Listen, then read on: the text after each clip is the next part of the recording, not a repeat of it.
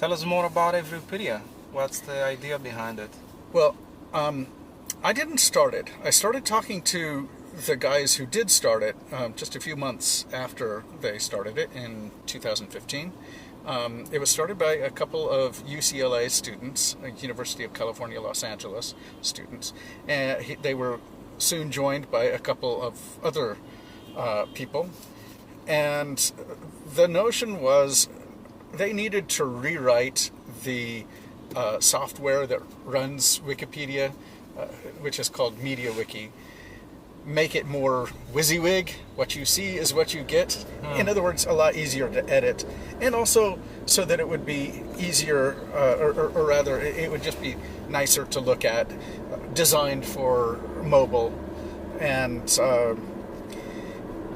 another really big difference that was there at the beginning was the notion that Wikipedia is much too restrictive, and a better encyclopedia would be open to more topics. So while Everpedia retains the standards of quality that Wikipedia has, it is much more open to individuals adding articles about themselves or their businesses, or having an well, as one of the co-founders puts it, having articles about every proper noun, right? Think of all the proper nouns. There's, God, there must be a billion, right?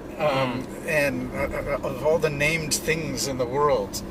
That was the big issue with Wikipedia. Yeah. I mean, there have been a lot of people determined to keep deleting content that is not, let's say, important. Yes. So that is a really a problem that concerned them from the beginning. And about the same time that Everpedia was getting started, I thought of an idea about how Wikipedia could be greatly improved, or quite frankly replaced. And it's the following. It should be possible for us to rate all of the articles, encyclopedia articles in the world. They should be collected all in one place. And so what I would love to see is a database of all the encyclopedia articles in the world. And so you could go to a page about Dubai, and I imagine there's maybe a dozen encyclopedia articles that you can find online, and you could click on each one and rate it. And once there's enough rating, there would be a ranking of the articles, and the highest ranked articles would be basically win a competition, essentially. And it's such an obvious sort of idea, right? And yet no one, to my knowledge, has done it. But there's another aspect of this that makes me even more excited, actually, than just aggregating and rating encyclopedia articles. It is, what if we were to allow people to volunteer information about themselves? So things like their nationality, ethnicity, their sex, their political party, their religion, their philosophy, and especially, of course, their academic specializations, their professional expertise, and so forth, and allow other people to endorse them in somewhat the same way that LinkedIn does. You take that data and you combine it with the rating data, so that if you look at an article, or rather, if you look at a page of articles about Dubai, you would actually be able to re-rank the articles to reflect only the opinions of people who live in Dubai, right? Or how about women? Or who knows, all the interesting categories that would be associated with ranking and re-ranking knowledge. So essentially, Everpedia, the way I understand it, could be a combination of Wikipedia LinkedIn, all the other social medias, Facebook and so on, where people could have their own profiles, to put it this way, and without their articles getting deleted in a way. There is that potential anyway, that people could use their Everpedia articles as social media type homepages, but we're not at this stage anyway intending to use it in that way. I mean, right now it's just a homepage for encyclopedic information about yourself and, of course, everything else in the world. Right? And how do contributors get rewarded? So this idea that I told you about, I called it Greater Wiki, right? And I told the guys about this idea, and they thought it was a great idea, but they didn't want to execute it right away. They were too busy getting traction for Everpedia. And then they reached out to me last September and said, we are thinking of putting Everpedia on the blockchain.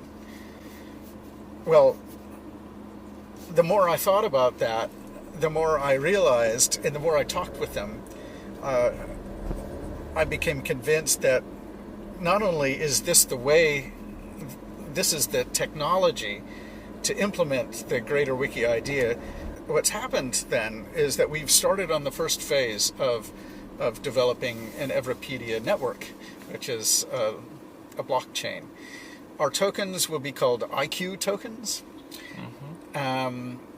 We are building the blockchain on top of EOS, which is another flavor of blockchain. And EOS itself is quite new, but it's sophisticated, and the people behind it are some of the very best blockchain developers in the world.